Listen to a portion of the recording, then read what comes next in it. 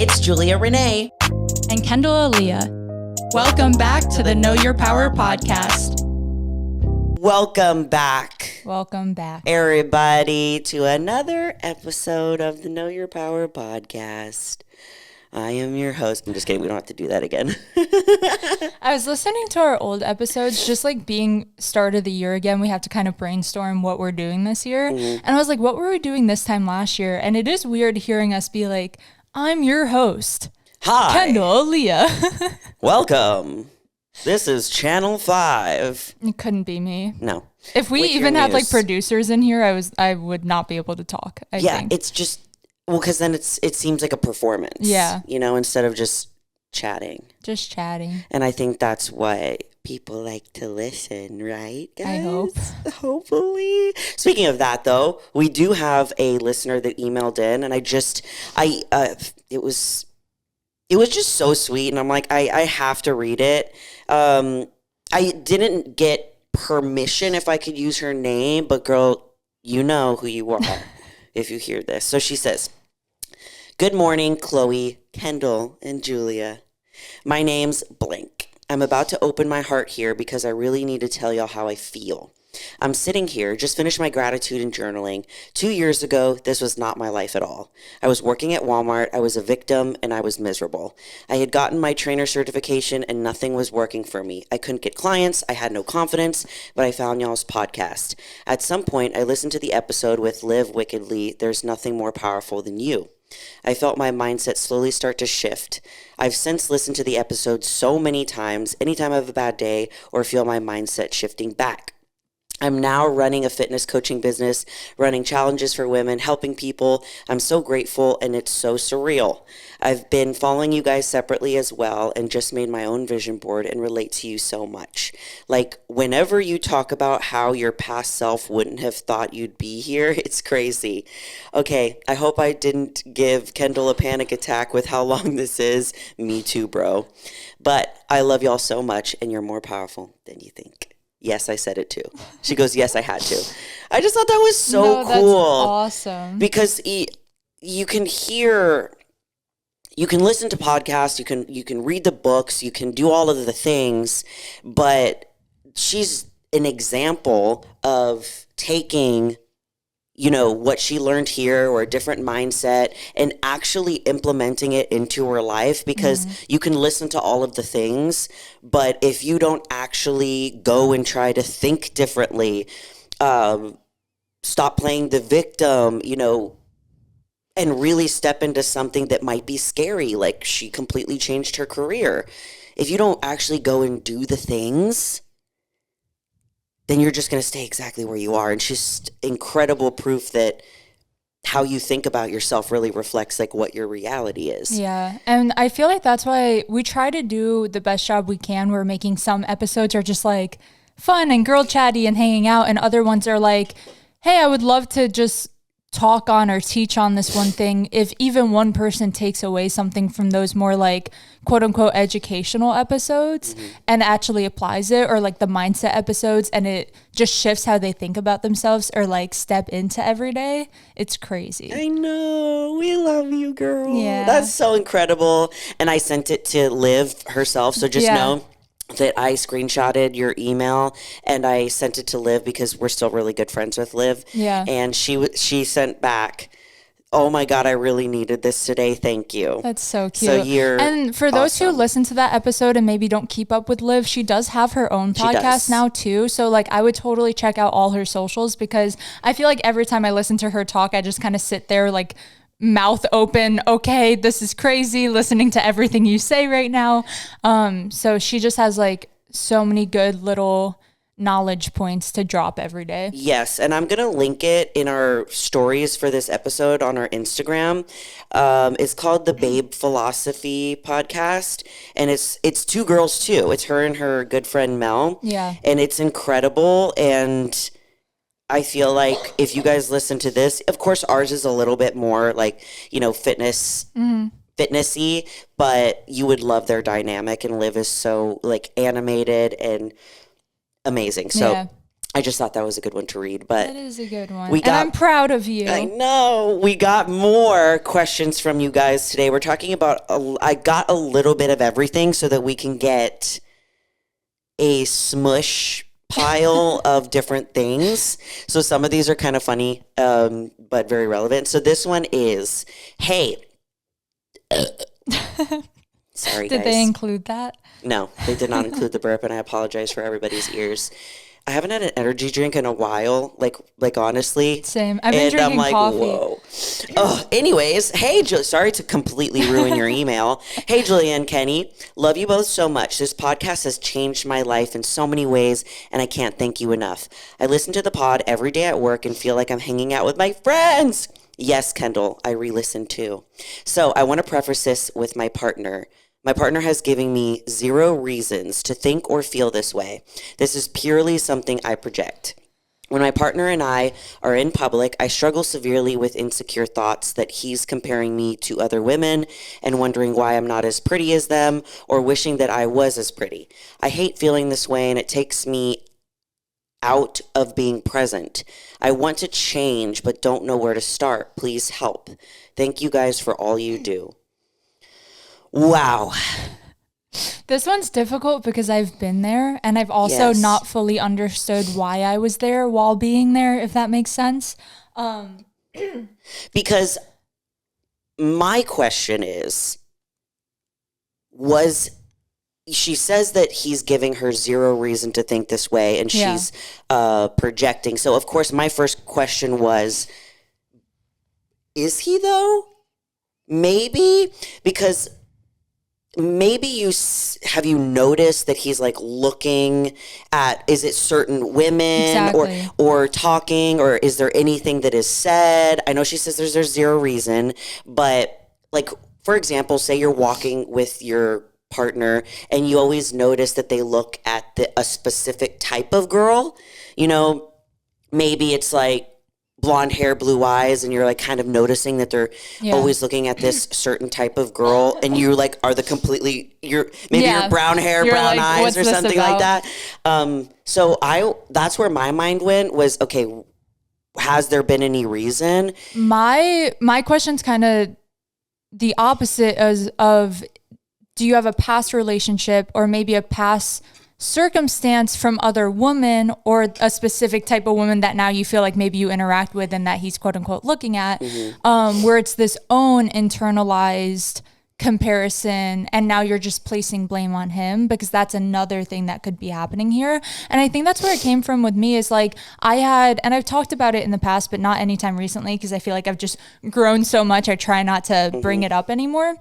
But I had a really, really toxic and mentally abusive relationship when I was pretty young and like kind of developing and like learning who I was as an adult and all the things. And he had put certain things on me and said certain things to me that now, even though it's been years and I'm in the healthiest, happiest relationship, sometimes I have those little comments still in my back of my head being like, he's probably doing this or thinking this right now. So is it a past trauma or a past, even something your mom said to you as a kid It could be. you're not pretty enough because XYZ, and you still carry that with you? Because I had to like really work through releasing control and being like, what they said to me is not true.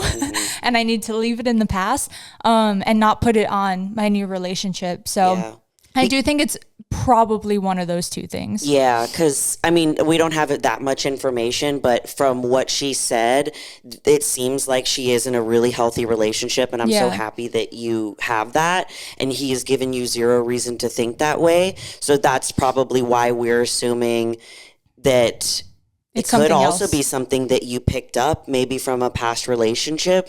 And no matter how hard we try to not bring, past things from other relationships into new ones, like sometimes we might accidentally. And I feel like my question to you, because you went through something similar, was there any moments when you moved out of that relationship where maybe you didn't feel like your most confident self? You weren't very secure because you had somebody telling you those things and saying them into your ear all the time. When you went into relationships after, did you recognize those things coming up, even when maybe that person wasn't necessarily putting it on you. For sure. And I think what I've done to navigate that, and even to this day where it doesn't really come up now, but if something does, I try to just communicate it. So my second question for this person who wrote in this question is kind of like, have you done anything to express this to your boyfriend? Yeah. Because my boyfriend does absolutely nothing wrong ever to trigger certain things. Sometimes I trigger myself, but I still feel the need to express it to him of like, hey, I'm feeling this way and I think this is why. Yeah. And I just want to tell you before I start like building resentment or assuming or all of these things.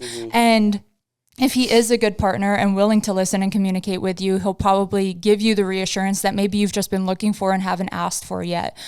Because even though I don't consider myself like insecure anymore, and I've grown a lot, I obviously still have little insecurities spark up sometimes. So just expressing like, hey, I just might need a little more reassurance. I might need you to call me pretty a little more often. Like every time you think it, maybe try vocalizing it. Because that's something with my boyfriend is he's not used to compliments, like giving out compliments. And he's one of those people, if I compliment him, which I do frequently, kind of gets uncomfortable. He's like, cool, thanks. Yeah, exactly. Which is like a lot of men, to be honest. So it's something sometimes you have to ask for, especially like, I don't know how old you are or all of the things, but if this is one of his first serious relationships, maybe he's not actively doing something wrong, but maybe he could be. Yeah, maybe he just doesn't know. Yeah, maybe he could communicate with you more or express how beautiful you are more. But sometimes you have to ask for those things in the beginning because they don't know how you're thinking either.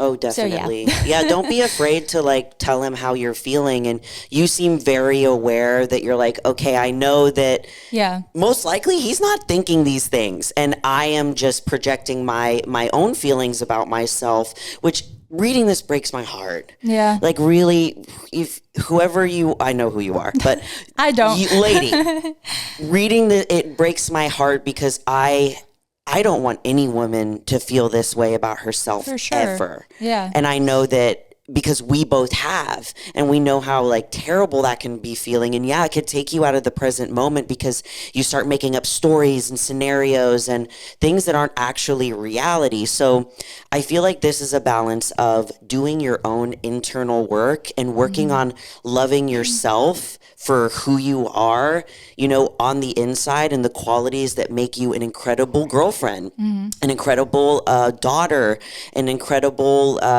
friend to people, because working and finding out those things first, and then maybe you can get to a point where you're like, I like these physical things about myself too. Like I have really, really pretty eyes. Like you're probably a gym girly too. If you're listening to this, like I have amazing shoulders. Like, so it's a balance of doing that work within yourself every day and affirming these things about yourself. And then also saying, hey, I need a little bit of help from my partner in this area. And if you even just told him exactly like what you said, that's what I was going to say. And the way that you said it, it doesn't put any blame on him, but it makes him aware of something that he's probably like, babe, like, I can't believe that you think that way about, I don't want you to think that way about yourself ever. He's like, no, you're my person. Especially if he hasn't given you any reason to think. So I feel like this answer is threefold. It's like in the past, was there anything in past relationships that maybe you didn't realize, past relationships with parents, friends, partners, friends, siblings, that you brought into the relationship? Then it's the work on yourself, like with just you. And then asking your partner for some support. That's such a good point, because it's one of those things, and our next episode is actually about confidence. Because when I wasn't confident and I was more insecure, it's like you spend so much time thinking about other people and their perceptions and all the things, versus when you are like really grounded in self and working on yourself, you don't even have like the mental capacity to worry about what other people are saying at a certain point, you know? Exactly. So yeah, it's such a good point where you definitely shouldn't feel this way. And especially if a man's putting it on you, but also you shouldn't be putting it on yourself. Yeah. So. Just in case no one has told you, lady, you're beautiful. Yes. You're powerful. And we love you. We love you. Okay. Don't you forget it, or I'm going to come over there and I'm going to remind you, damn it. The next one. Oh, this one's so short. I was like, where's the rest of it? Peeing on showday. Hi, love this podcast. I'm looking to compete for the first time in 2025 and have an odd question I can't find too much info on. I know it's a big fiasco. How do you pee on showday without ruining your tan, and if you glued your suit? Thanks. I'm the perfect person to answer this because I once messed up my tan. Nationals. I wasn't thinking, and we'll get. I was there when I messed it up. Yeah, did I tell you about it? I went into a random bathroom, like walking into show venue. So it wasn't even like right after I got my tan. It's like I've been living in the tan. I've been careful in the tan. I've done all the things correct. I've protected the tan. I've gone the extra mile. And right before going backstage, I saw a random bathroom. I was like, well, I need to pee. I might as well do it now before I get glued, to answer your question. And I went in and I wasn't thinking, and I sat normally, and clearly a man had used it before me, because the way I stood up and my whole butt was wet was so gross. Oh. It was so gross, and it ruined my tan. I had to go get it fixed. So wait. So you had someone else's? Probably. Okay. I don't want to think about it. All right. I put those two together. So there are a couple of things that you can do. My peeing on show day story is when I went, I think it was my first show day. You know, when you get your tan, you know, you need to let it dry and all of that. And then when you go backstage, typically you want to use the restroom before you have them like glue it down. Typically, just to help you out, they don't glue it until like you're about to step on stage. So you have the whole time like chilling backstage. You don't have to get it glued right away. I wait until like the last moment. Yeah, I would wait until the last moment. Usually what they do is they'll call your division up whenever you're going to get like the glue and all of that. Now, say you're coming back for finals and you need to use the restroom, obviously. You're going to have to like unglue your suit, and that's okay because they can reglue it for you. But my story with being on show day was it was summer shredding. It was my first show ever. And I have since perfected this tip. I went into the bathroom at the venue and I was like, careful. I can hold a squat for a long time because I hover and I'm like, I'm good. The key is though, you don't want to hover too high. So what I did exactly. So what I did is, because I had done this earlier in the day, I had found like the perfect system when I was at home before I got to the venue. What I did was I put toilet paper in the bowl. I've heard about this. Before going in there, so to avoid the backsplash. And I was like, this worked perfectly. I hovered. I put the toilet paper there. It was great. I was like, killed it. I'm a bodybuilder. Then I go to the venue and I put a paper towel down on the toilet, floating on the toilet water. Okay. Now, paper towels and toilet paper are very different. Why?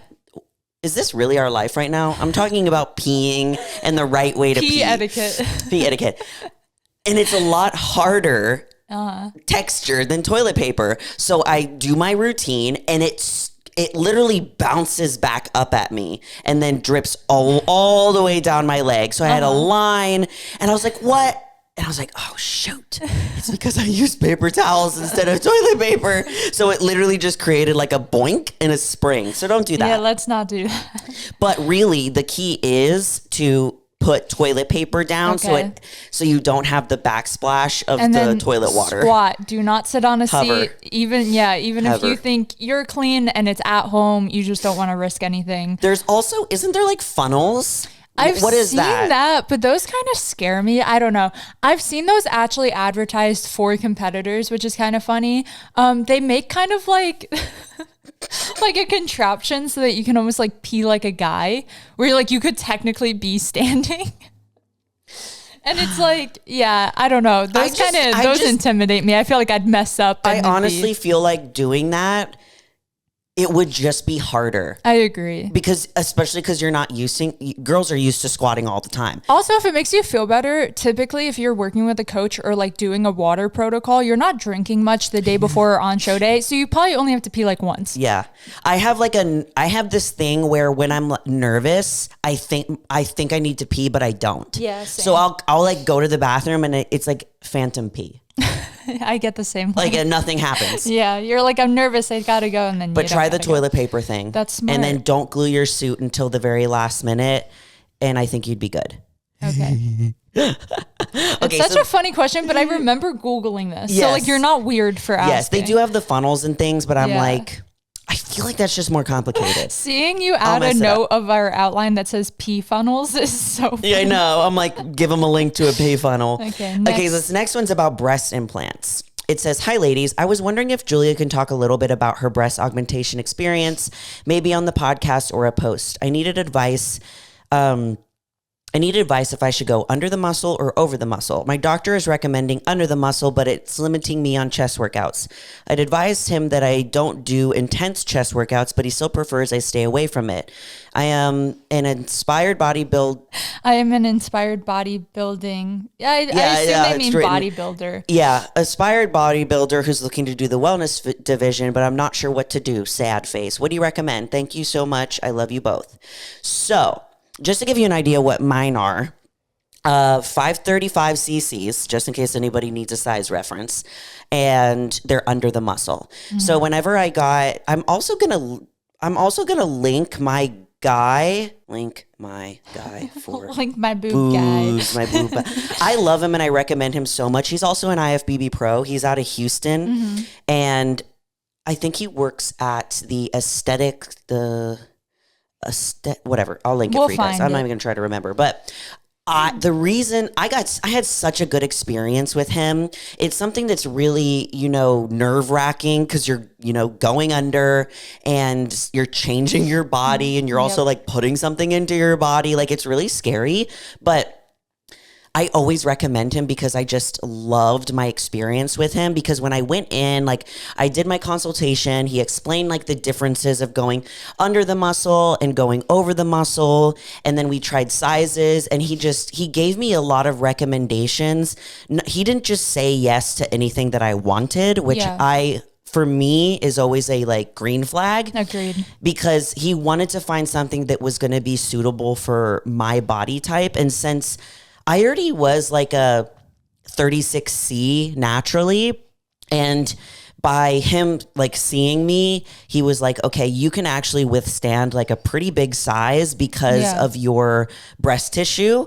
And I was like, dope. Okay. And he also like told me, he's like, there's some times where people will get it done and then they come back and they wish they have gotten it bigger. So he's like, take that into consideration as well. Yeah. And some of the main differences between like over the muscle. So if we're talking about over the muscle, and hopefully this can help you like make a decision, but also if your doctor's good and you tell like your doctor all of the things in your lifestyle, hopefully they can give you a really good recommendation that would work for you. Yeah. But over the muscle, the implant is placed on top of the chest muscle. But it's underneath the breast tissue, and this is best for women with like a good amount of natural breast tissue to cover the implant and so that you can't see it so much. Yeah. And the benefits to doing over the muscle is like the recovery time is shorter and the healing is a little bit quicker, it's less painful, and because you're not disrupting like your actual chest muscles. And this makes so much sense because my recovery was not the best, but let's see. Your implants won't distort when you do chest workouts. And I'll talk about this with mine because they definitely do. Mm-hmm. And it's just less evasive because you don't touch under the muscle like whatsoever. Yeah. The drawbacks are that you can have a higher risk of rippling, which is something that happens with girls who do the over the muscle. it's less natural looking. So if you've seen, there's some girls like on bodybuilding stages that have them, and some girls that have under the muscle, and you'll see that there's a more like dramatic look to them. I feel like you can really tell, and I feel like in the past they did more of this style, and now I feel like bodybuilders have really realized that like under the muscle has that more natural look, where if you look at a competitor and they are really lean, so you have to consider if this is above the muscle and below breast tissue, you lose a lot of breast tissue, that was like a tongue twister, while getting really lean, because it is a form of body fat. So sometimes you'll see on stage, you can almost see where the pecs are and then see like on top of that sitting the implants. So it is more of like an aesthetic choice, I feel like, because obviously if it's like faster recovery and more like, it sounds really appealing, but aesthetically you can see a huge it's difference. like, and this, it literally says too, like if you're a lot leaner, then it looks even less natural. But if that's what you're going for, then like who cares? You know, so because when you're lean, like my boobs almost look even bigger when I'm leaner, because everything else is so much tinier, but my boobs don't really change in the size, but I do still lose like the extra fat. So they kind of just look like little bulbs. But I have seen ones that are, you know, I'm like, wow, like they look really, really lean, and they kind of just like pop, and there's nothing wrong with that, you know, but under the muscle, the implant is partially or fully covered by the chest muscle. So this is best for women that have like minimal natural breast tissue, or you're wanting something that just looks a little bit more natural. And you can't really see the implant as much, which is what I have. And there's times where I'm like, I kind of wish I went more dramatic. And there's times where I'm like really glad that I have the natural ones. And I'll talk about my experience in a little bit, but yeah, the benefits are that it just looks more natural, especially when you are leaner, and it has like a lower risk of rippling. The drawbacks are that the healing can take longer because it is uncomfortable to go under the muscle, and like I have like the little scars there, you know, they all of them have the scars there, but it's just a little bit more evasive, and then you can have a little bit of distorting with your chest muscles whenever you lift. Like one thing that I notice when I train upper body is that they just like move everywhere, and you can see, because if I'm moving my chest, then the boobs, like they go with it, but which makes sense because it's like more a part of my body. It says it could be, this literally was like, it can look noticeable in bodybuilders or athletes when you're lifting. So I know that some of the reason why people are questionable about getting implants is because of the, you know, chest and being able to work it out. So I had trained chest for years before I got my implants. And so I built like I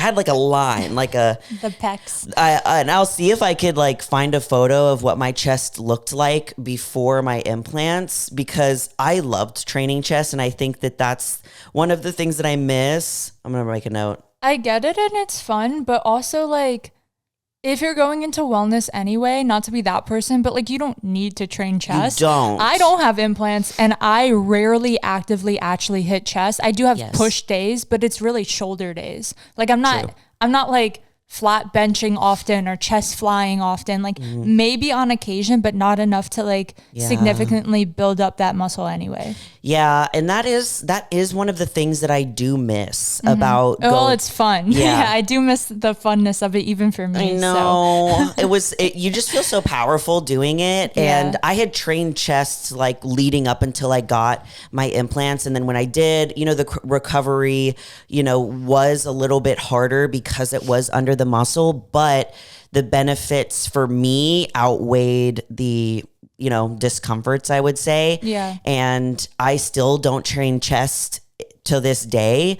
And my doctor didn't tell me that I couldn't. He just said that you risk them moving. Yeah. And I was like, yeah, I don't want to have one boob over here and one boob over here. So I was like, I don't need to for the division I'm competing in. Yeah. So I think I'm okay with that. And there's a lot of people that don't know that I have implants because they're like, they look so natural. And there are some times where I want them to look very unnatural. And I think that for me, the benefits of the under the muscle outweighed the over the muscle just for my lifestyle and how I wanted them to look. Yeah. And I'm really happy with mine. Good. Yeah. So I think it's Go just see her surgeon. it's just up to you. You know what? If you really like enjoy training chest and stuff and you're like, I don't really want to. Yeah, if it's going to make you upset every day or like regret them, then definitely like listen to your heart. But also if like your doctor's leading you a certain way, again, you should trust them enough. And like, I'm assuming they've been doing this long enough to make certain calls like this. And even what this one was saying is it can be partially or fully covered by the chest muscle, where I've also heard where people kind of do like, it's almost like a half and half or like an in between where it's like not fully under the muscle. I don't know how it works at all. But where it's not like completely under the muscle, where that also looks really natural sometimes, where I follow this one girl where I don't think I'll ever get mine done. I don't really have a desire. But I really love how hers looked. So every time she makes a video about them, I'm like, all ears. There's also different types of the actual implant. And she has what's called like a gummy bear insert or whatever. That too can lead to like more natural, or if you go like full silicone, can sometimes give that more unnatural look, even though it's under the muscle. So those like definitely make a difference. Isn't the gummy bear ones where they like squeeze it in there, and the silicone ones are, I have the silicone where he literally just took out like little chicken breasts and was like, which ones you want, you know? So it's the same thing, but gummy bear is like, if you were to cut it open, it's almost like did cut it open. This is why I know this. It's like she showed what it looks like on the inside, and it's almost like you could squeeze it as hard as you can, and it's not gonna like you can't pop them, if that makes sense. Mine will pop. I don't know. I don't know anything. I get that. It's just like the texture of it, which again, like it's on your chest, it's going to look a certain way. So that's like another thing to consider with like how you look and maybe how you feel. Cause I don't know if the healing is different or I don't know enough to talk about it. I just think her implants look great. Yeah. So I hope that like this helped you, you know, make a educated decision for yourself. There's benefits to both, and it's just about which one fits with your lifestyle, and ask the doctor. Yeah. Ask them. Trust your doctor also. And if you don't, it's okay to talk to other doctors. Yes. Okay, this next one is, hey, Kendall and Julia. My name is Jessie, and I'm from Oregon. I'm actually one of Julia's clients. Sick. I went from 162 to now 147, and we still going with the little devil emoji. I'm wanting to compete next year in bikini and wanting to crush it. So Julia has me on leg days created by Satan himself. I love it because my legs are finally filling in, and I love wearing shorts to the gym to show these new tree trunks off. But when I do my incline walking, dear Lord, I could start a fire from this chafing. Do you have any tips on chafing thighs? I do deodorant and it helps for a little, then I sweat it off and it comes right off. Anyway, you guys inspire me daily, and I can't wait to rock the stage with the help from Julia's guidance. And Kendall, you're so inspiring, and I love you both and appreciate all of your knowledge. Love so much, from Oregon. Yeah, so this was a big problem for me. And what's crazy is I don't think that I noticed, but I will walk with my feet out when I'm at the gym like a duck. Oh, I'm like no shame. My legs will definitely rub together. So I feel like for me, more than actual chafing, I hate how my shorts like ride up while I'm doing cardio. Yeah. And sometimes I'll wear shorts like under my sweatpants. And if they're riding up, I have no shame about putting my hand in my pants and like rolling those things down as I'm walking. Where that matters the most, I feel like your actual like short length, where sometimes I do opt for longer shorts. I know you're a big fan of like as short as it can be. And sometimes those look better, but sometimes just like feeling better for cardio or even bringing a second pair. I know that might feel excessive, but if it's like allowing you to do your cardio comfortably, I feel like it's worth doing. Where sometimes I like the like 5-6 inch inseam because it just gives my thighs a little guidance. Yeah. A little help. A little help. Or like if I am wearing sweatpants with shorts under for my workout and then I have cardio after, just like literally taking the shorts off. Yeah. And just having my pants or on. You can have like an extra pair of like joggers or something. Cause I know like taking off the shorts and then putting on a different pair or a different, like maybe leggings instead is annoying. But having a pair of joggers just on deck. Yeah. And then you get to wear your shorty shorts in the gym and show off your tree trunks. And then you put those on just for cardio to reduce the rubbing. But also like inexpensive thing would be like Vaseline, and to just keep a little, like they have those mini ones and you can just like slap some on in the bathroom. There's this thing called, I love the name for it. I've heard of this one. Mega Babe Thigh Rescue. Body Glide is another one. And then there's also like Gold Bond friction defense and stuff like that. Yeah. So there was a time where I was struggling with this a lot, and I was like, this is weird because I wasn't struggling with it. And I would keep like a little bit of Vaseline in my gym bag, in my little makeup bag, just in case like it ever happened. And it honestly really, really helped. There's another one from Lush. I'm just trying to find it. Ooh, really? From Lush? Yeah, I think it's like a powder. So there are different things out there. Or no, this one might be, it's giving me 25 ads to look at it. If I can find it, we'll include it on the story. Oh, it's called Silky Underwear. It's for chafing and rubbing. So there's a lot of products out there. If you don't want to wear products or like try them out to find what works for you, I do agree. Like just keeping sweatpants or something in your car, or planning ahead. Like if you do fasted cardio separate from your workout, like just knowing what to wear for those situations, because I used to, and I still prefer wearing shorts in the gym, but if I'm going for fasted cardio, I sometimes opt for like either looser shorts where I have like a little more room for my legs, or leggings at that point. This is just another reason why I hate the treadmill, because you don't get this chafing I was on the gonna Stairmaster. say that like I get to a point where I can't do like an hour on a treadmill, but I can on a Stairmaster. So yeah, maybe switch up your cardio methods too. I remember I used to do like the bike to warm up for leg day. I would like chafe the most on that thing. So I mean, it's also a testament that like you're building your legs. So as upsetting as it is, it's also like kind of an accomplishment. Honestly. Congrats that your thighs touch. I know, like once you get to the chafing level, you're like, I've made it. Yeah. I've made it, Mom. Fully. But those are our questions for today. And as always, guys, like email us in your questions, any advice things, unhinged gym stories, embarrassing gym stories, we whatever gotta do it might another be. one of We those need soon. to. Yeah. But email us at knowyourpowerpodcast@gmail.com. It's also in the description of this video. And as always, we love you all so much. And you're more powerful than you think. Bye. Bye.